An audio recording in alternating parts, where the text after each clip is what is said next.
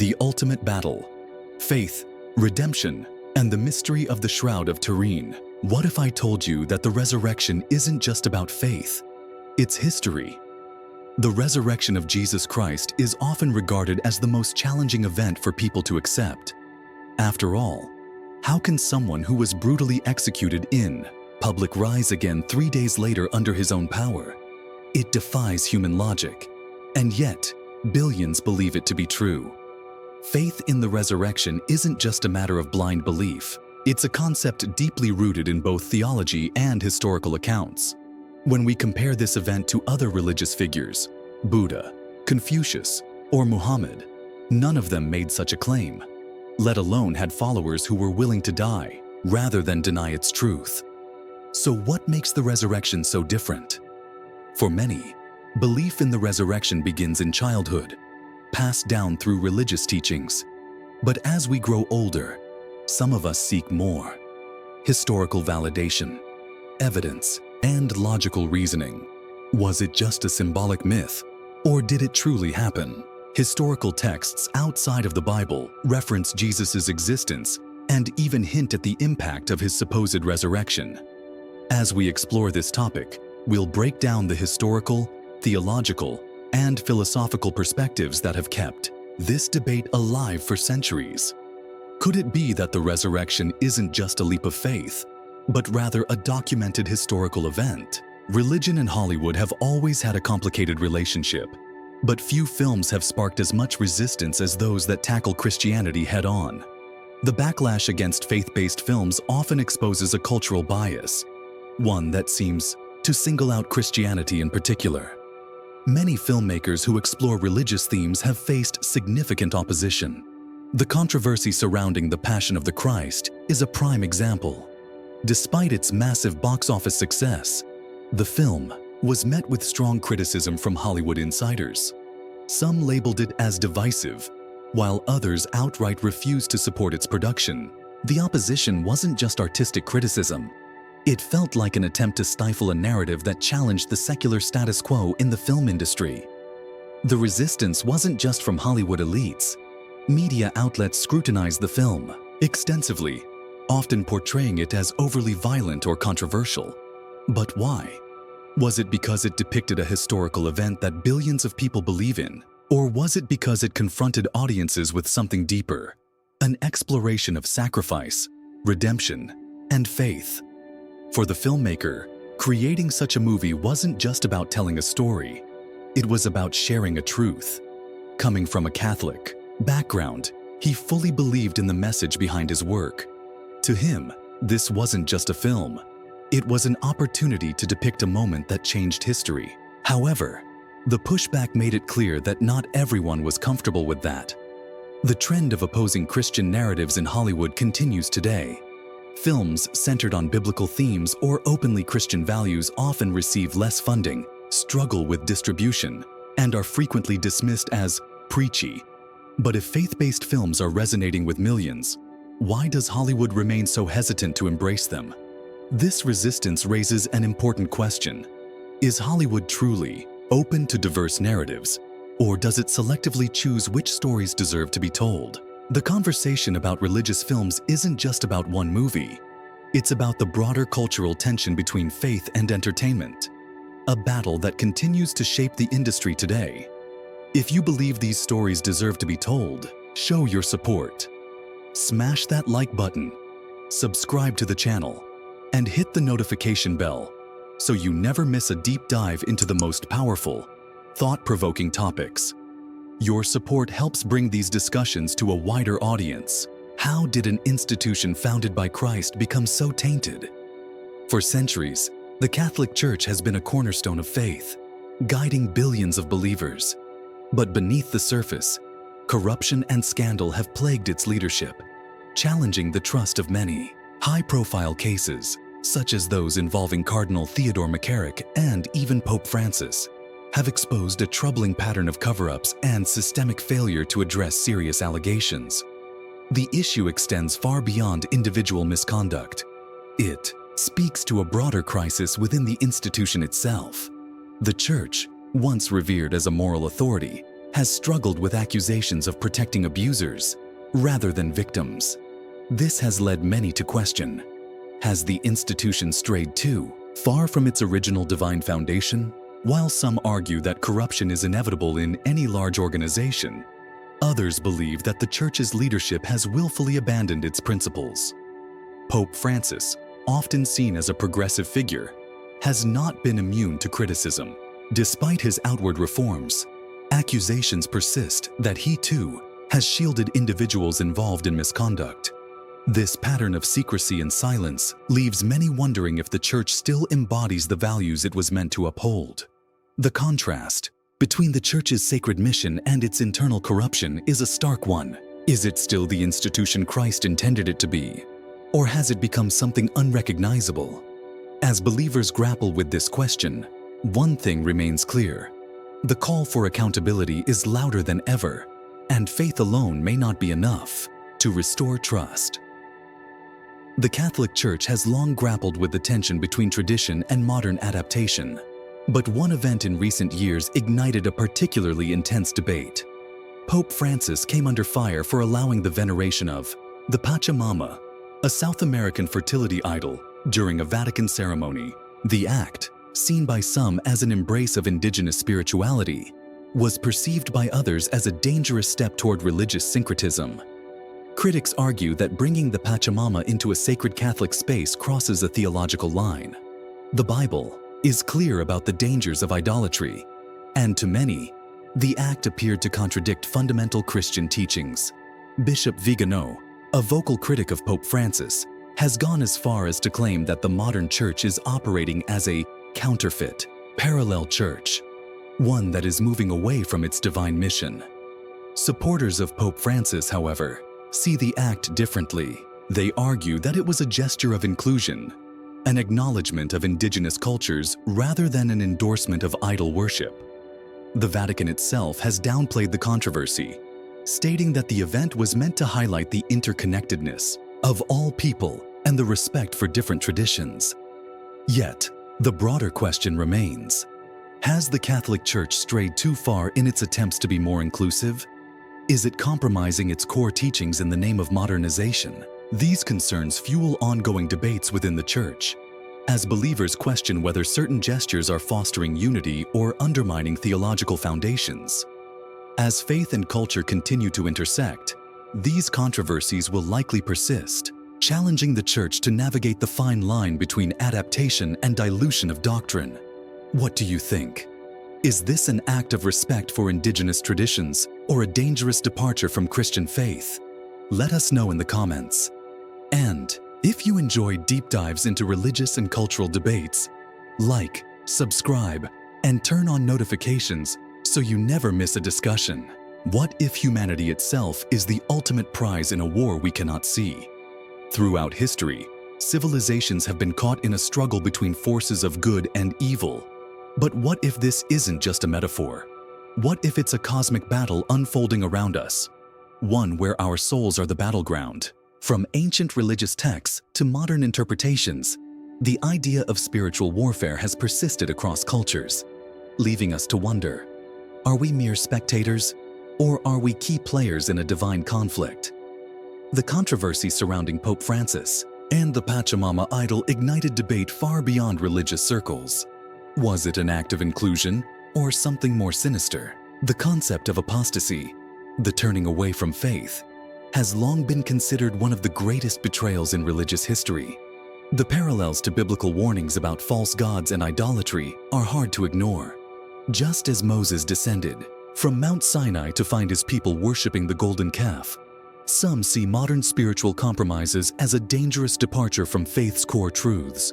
Could this incident be a reflection of a greater shift in religious institutions worldwide?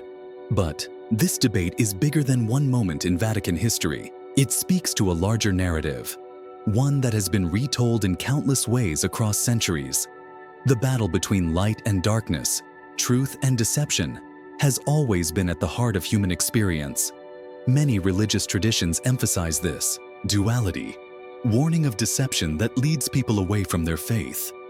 Are we living in a time where these warnings are more relevant than ever? With rapid changes in religious and cultural perspectives, some argue that the struggle is intensifying, manifesting in politics, media, and even in the values that shape our daily lives. This is exactly the kind of question that fuels the director's upcoming film. Exploring the cosmic war between good and evil, the film aims to reveal the hidden forces at play, influencing our world in ways most never stop to consider. The ultimate question: why is humanity so important in this spiritual war? What makes us the focal point of forces that have existed since the dawn of time? Could it be that our beliefs, actions, and convictions have a direct impact on this ongoing struggle? These are the questions that the film seeks to answer, drawing from history, theology, and modern cultural shifts. The stakes could not be higher. The choices we make, the beliefs we hold, and the actions we take all determine our role in this eternal conflict. Whether we recognize it or not, we are all players in this unfolding drama. And as these battles unfold in both the spiritual and physical realms, one truth remains clear: complacency is not an option. As we continue to witness these events shaping our world, one question lingers: are we prepared to choose a side? Or will we allow ourselves to be swept away by the tides of deception? The resurrection of Jesus Christ is one of the most profound and debated events in history. But to truly understand its significance, we have to step beyond the traditional narrative and examine it within a broader historical and spiritual framework. This is not just about a miraculous event. It's about its place in a cosmic battle, one that has shaped civilizations, belief systems, and the very way humanity perceives good and evil. At the heart of this battle lies a fundamental question: why is humanity so important in this struggle between divine forces? If there are spiritual realms where good and evil are locked in conflict, why do they care so much about us? This is the question the director aims to tackle in his next film, exploring the profound implications of the resurrection, not just as a religious doctrine, but as a turning point in human history. However, explaining the resurrection in a way that resonates with modern audiences presents a challenge. It is a story deeply rooted in faith, but it also intersects with history, philosophy, and theology. To make it relatable and accessible, it must be placed in a framework that allows for deeper understanding, one that acknowledges both the historical context and the supernatural claims surrounding it. Historical research provides intriguing insights that lend credibility to the resurrection story. The existence of Jesus is widely accepted by scholars, and several non-biblical sources, such as the writings of Roman historian Tacitus and Jewish historian Flavius Josephus, reference his crucifixion. Furthermore, the rapid spread of Christianity, despite intense persecution, is often cited as evidence that something extraordinary happened following Jesus' death. His followers were willing to face imprisonment and execution rather than deny what they claimed to have witnessed. Could a mere fabrication inspire such unwavering devotion? The film's approach will not be a simple retelling of the resurrection. It will explore the event through the lens of history, spirituality, and human nature. By juxtaposing the resurrection against the greater struggle between good and evil, the film seeks to highlight why this event remains one of the most defining moments in religious and cultural history. The story of the resurrection is more than just an ancient claim. It is a narrative that continues to shape lives, beliefs, and societies. Its significance reaches far beyond theology. It is a story of hope, redemption, and the ultimate triumph of light over darkness. What do you think? Can history and faith coexist in understanding the resurrection? Drop your thoughts in the comments. And if you want to explore more thought-provoking discussions, make sure to like, subscribe, and turn on notifications so you never miss an update. One of the most intriguing and hotly debated artifacts tied to the resurrection of Jesus Christ is the Shroud of Turin. This ancient cloth, believed by many to be Jesus' burial shroud, has captivated both believers and skeptics for centuries. But does it provide tangible proof of the resurrection? Or is it simply a relic of unknown origins? The historical and scientific examination. For years, skeptics dismissed the Shroud of Turin as a medieval forgery, citing radiocarbon dating tests from the 1980s that suggested the cloth was only about 700 years old. However, more recent studies have challenged these findings, pointing out flaws in the carbon dating process. New analysis suggests that the tested samples were taken from a section of the cloth that had been repaired in the Middle Ages, not from the original fabric itself. When factoring in these inconsistencies, researchers now propose that the shroud could indeed date back to the 1st century. Furthermore, the shroud's unique characteristics have baffled scientists. The image on the cloth is not created using paint or pigment, and no one has been able to replicate its formation using any known medieval or ancient techniques. Some theories suggest that the image was created by an intense burst of radiation, or light, an event that would align with descriptions of Jesus' resurrection in the Bible. The idea that an atomic-level event could have imprinted the image onto the cloth has fueled speculation that this could be physical evidence of the resurrection itself, a portrait of a crucified man. What makes the Shroud of Turin even more compelling is the image it bears. A detailed imprint of a man who appears to have suffered the exact wounds described in biblical accounts of Jesus' crucifixion. The figure on the cloth shows a body covered in scourge marks, consistent with Roman flagellation, wounds on the wrists and feet, indicating crucifixion, a crown of thorns, matching the accounts of Jesus' suffering, bloodstains with a unique chemical composition that aligns with the blood type found in Eucharistic miracles. Additionally, microscopic pollen analysis has confirmed that some of the pollen particles found on the shroud are native to the Jerusalem region, supporting the claim that the fabric originated from the area where Jesus lived and died. The skeptic's perspective. Despite the compelling evidence, many scientists and historians remain skeptical. They argue that the lack of conclusive proof makes it impossible to definitively link the shroud to Jesus. Some believe the image could be the result of a natural chemical reaction or an artistic technique lost to time. Others maintain that while the cloth may be ancient, it does not necessarily prove the resurrection occurred. Yet, the mystery endures.